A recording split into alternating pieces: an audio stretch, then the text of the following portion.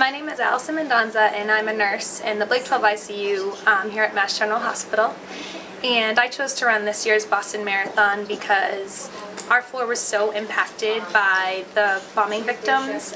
We cared for a few on this floor, and I also graduated high school with someone who was injured, so I felt like a really personal connection to what happened at last year's marathon. There are 6 nurses here in the ICU that are running to honor our patients that we cared for. Most of us are running for charities, which is really awesome to be knowing that we're running for such a great cause. Our training has been going well. It's great to have one runner that's a seasoned marathoner. Her name is Meredith, and she gives us lots of tips about icing and how to taper our runs.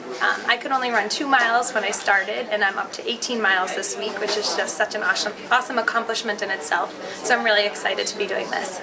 I hope that the nurses running the marathon is a healing process for them, and as they cross the finish line, they can put some of the sadness behind them and get past that first-year anniversary and move on and feel better about things, and to know that people are getting better. I'm getting better. I feel great, and I look at life moving forward as a positive, good thing, and I hope they start to feel that way about it too.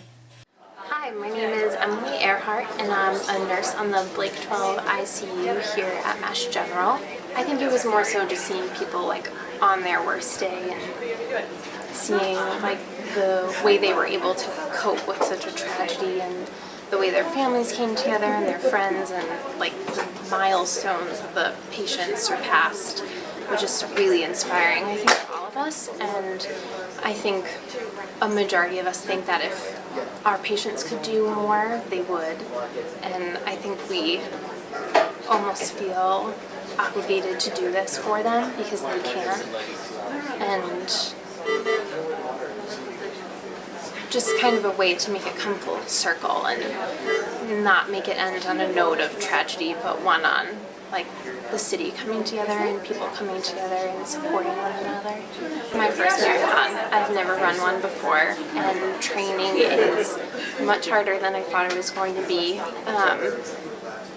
Let alone training in a New England winter. On Marathon Monday this year, I'm going to feel really proud crossing the finish line.